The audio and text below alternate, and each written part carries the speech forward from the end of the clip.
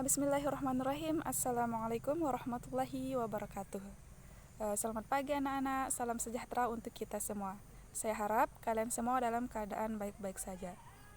Baiklah, untuk mengawali pertemuan kita pada pagi hari ini, marilah kita senantiasa selalu bersyukur atas kehadirat Allah Subhanahu wa Ta'ala, yang mana telah memberikan kita berbagai macam kenikmatan, salah satunya nikmat sehat, sehingga pagi hari ini kita bisa menjalankan pembelajaran walaupun secara online. Kedua kalinya, tak lupa kita haturkan sholawat beserta salam kepada junjungan kita Nabi besar Muhammad Sallallahu Alaihi Wasallam, yang mana telah membawa kita dari alam kegelapan menuju alam yang terang benderang. Nah, untuk membuka pertemuan kita pada malam hari ini, mari kita buka dengan sama-sama melafalkan al-basmalah. Bismillahirrahmanirrahim. Nah, baiklah anak-anak, materi kita pada pagi hari ini yaitu tentang toharoh. Nah, pasti kalian pernah mendengarkan kata taharoh. Apa itu taharoh? Taharoh artinya bersuci. Bersuci dari hadas kecil maupun hadas besar. Nah, dalam surah Al-Baqarah ayat 222 yang artinya sesungguhnya Allah menyukai orang-orang yang bertaubat dan menyukai orang-orang yang menyucikan diri. Nah, dalam bersuci terbagi menjadi dua bagian. Yang pertama, bersuci dari hadas dan bersuci dari najis.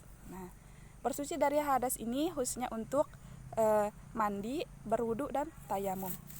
Yang kedua, bersuci dari najis, khususnya untuk pakaian, tempat, dan badan. Nah, selanjutnya saya akan menjelaskan macam-macam air dan bagiannya.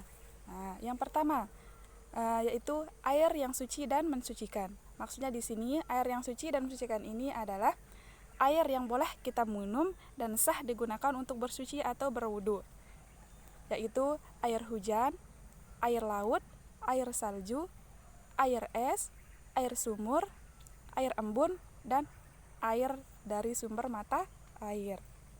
Yang kedua yaitu air yang suci tetapi tidak dapat mensucikan. Maksudnya di sini air ini halal untuk kita minum tetapi tidak dapat mensucikan. Misalnya air kelapa, air teh, dan air kopi. Nah, air yang ketiga adalah air najis.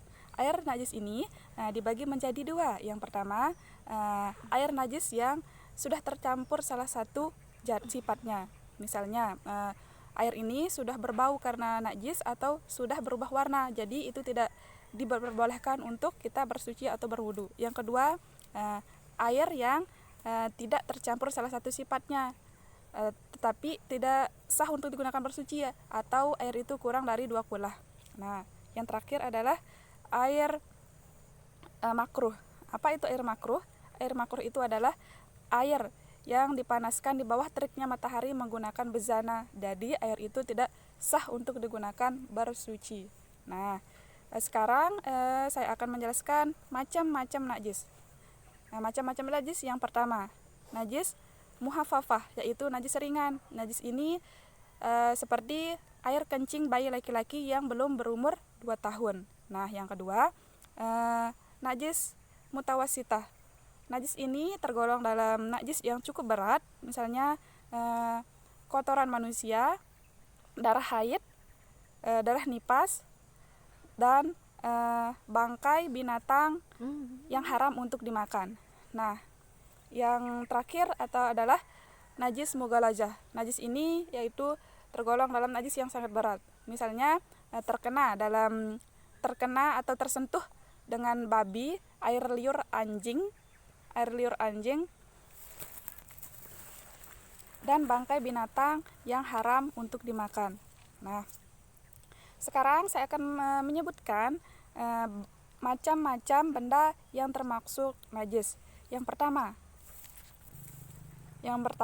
bangkai binatang darat yang berdarah, kecuali bangkai manusia, itu haram untuk dimakan. Yang kedua, darah. Yang ketiga, nanah. Yang keempat, arak atau minum-minuman keras yang memabukkan. Yang keenam, babi dan anjing. Yang ketujuh, segala sesuatu cairan yang keluar dari 2 pintu. Dan yang terakhir binatang yang diambil dari tubuhnya yang masih hidup. Itulah benda-benda yang haram atau najis untuk kita makan. Nah, baiklah anak-anak, mungkin hanya itu materi yang bisa Ibu jelaskan pada hari ini. Selanjutnya Ibu akan memberikan kalian tugas. Tugas ini kalian kerjakan. Tugas kalian adalah jelaskan bagaimana cara kita bersuci jika terkena dengan najis mughaladzah. Nah, tugas ini nanti saya akan periksa pada pertemuan yang berikutnya. Nah, baiklah, mungkin hanya ini materi yang saya bisa sampaikan pada pagi hari ini. Tapi ingat ya, kalian harus belajar dan mengulangi apa yang saya sampaikan tadi, supaya kalian bisa paham dan ingat. Ingat kata Imam Syafi'i, jika kalian tidak tahan dengan lelahnya belajar, maka kalian harus tahan dengan perihnya kebodohan. Jadi, setiap ada orang yang memberikan kalian pelajaran, hendaklah kalian mengulangi supaya kalian ingat dan paham dan ada manfaatnya bagi kalian sendiri. Baiklah, mungkin hanya ini yang bisa saya sampaikan. Mohon maaf atas segala kekurangan. Marilah kita tutup dengan sama-sama melafalkan alhamdulillah dan doa kafaratul majelis.